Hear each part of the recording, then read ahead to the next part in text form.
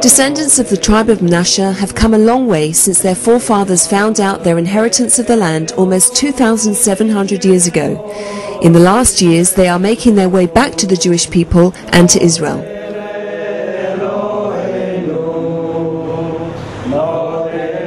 Zvi Chauta, who guides and leads the tribe members so devotedly, has already paved their way for the last 7 years. This is the third time that he was sent by the Shavei Israel organization to India in order to return the lost tribe of Israel to the Jewish people.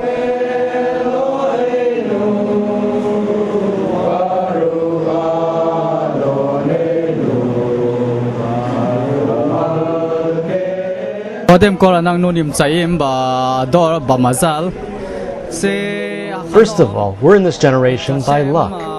This is a dream come true. It's a dream of our forefathers, not just us. It's something great. It's the complete redemption. Thank God we have come here. The forefathers of Hauta were exiled by King Assyria in the year 722 BCE and wandered for many years until they settled in the outer Himalayas, in the area where today the states of Manipur and Mizoram are located in northeast India. The country is characterized by a mixture of religions and languages, but the tribe of Menashe succeeded in keeping their Judaism and to pass their traditions from father to son in a remarkable way until this day. Bnei Menashe are part and parcel of the Jewish people. They are descendants of one of the lost tribes of Israel. They've been wandering in the diaspora now for 27 centuries, but they never forgot who they are. They never forgot where they came from, and they never forgot where they want to go, and that is back home to Zion. Among the Bnei Menashe, unlike other groups, there are traditions and customs that were transferred throughout the generations and thousands of years with songs, stories, and customs, which have connected them to the Jewish people and the tribe of Menashe. Secondly, there are many customs, sacrifices, and commandments of keeping kosher, laws of family purity, Shabbat, festivals, that teach us of the customs of the Bnei Menashe and their connection to the people of Israel from then until now. And so during the last 50 years, the tribe members started on their amazing journey back to the bosom of the Jewish people. The Shavei Israel organization took the mission upon themselves to return the descendants of the Bnei Menashe to the bosom of the Jewish people. And so, at the end of an intensive research 2 years ago, the chief rabbi of Israel, Shlomo Amar, acknowledged the Bnei Menashe's Jewish roots and ruled that a rabbinical bet din should be summoned to convert them. The rabbi imposed this mission on the shoulders of the Shavei Israel organization. We currently operate 2 educational centers for the Bnei Menashe with a staff that was sent from Israel, where hundreds of members of the community study Judaism, basic Hebrew, Jewish history.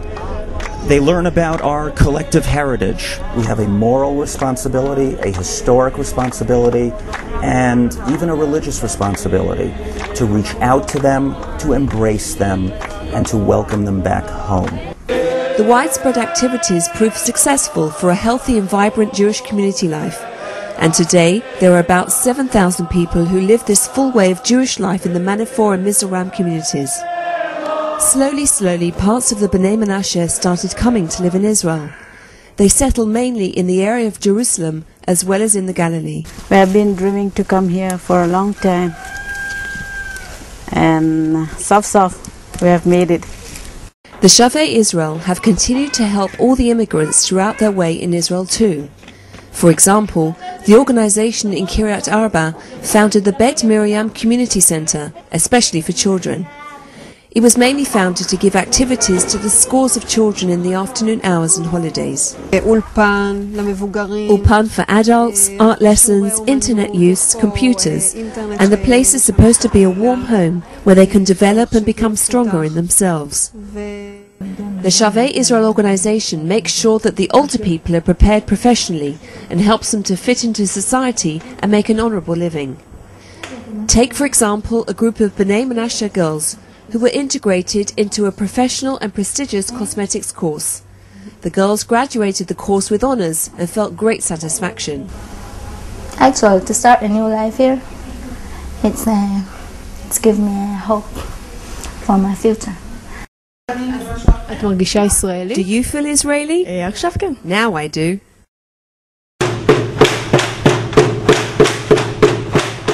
But the joy is not complete for the majority of the community left behind in India, and the immigrants are waiting patiently to be reunited with their family members left in Manipur and Mizoram. My parents and all my family are still in India. I really want them to come here. The Shavei Israel organization continues quietly and with great energy to make arrangements for the next campaign of the absorption of about 220 B'nai Menashe. 20 B'nai Menashe. In their long journey to Israel, they pass through the streets of Bombay and New Delhi. They become proud of their Jewish identity. They already know even how to sing in Hebrew.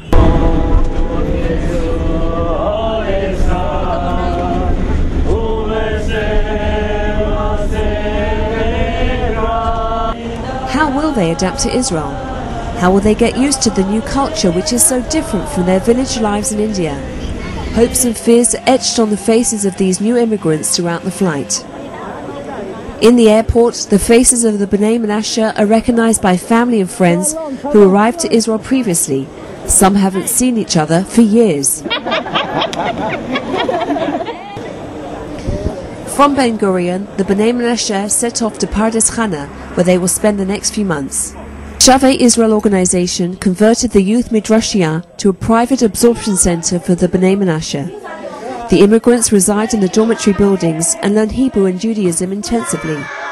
Young children, youths and adults, the B'nai Menashe has a thirst for learning and to deepen their Torah knowledge substantially. It is not just a matter of us strengthening them. It is they who strengthen us. The B'nai Menashe are sincere and committed Zionists. They live an observant Jewish lifestyle.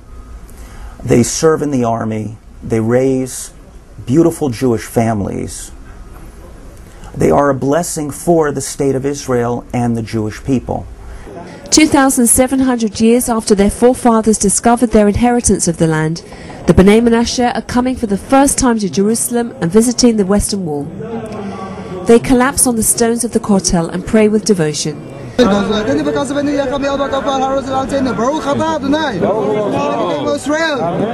blessings of the incoming of the exiles in the Amida prayer resonate significantly with the prayers of the descendants of the tribe of Menashe next to the remains of the Holy Temple in Jerusalem. We will not tire, we will not stop until all the remaining members of this wonderful community are able to come home to Israel. This is where they belong. This is their home. And we intend to facilitate the fulfillment of their dream and to bring them back to the land of their ancestors, the land of Israel.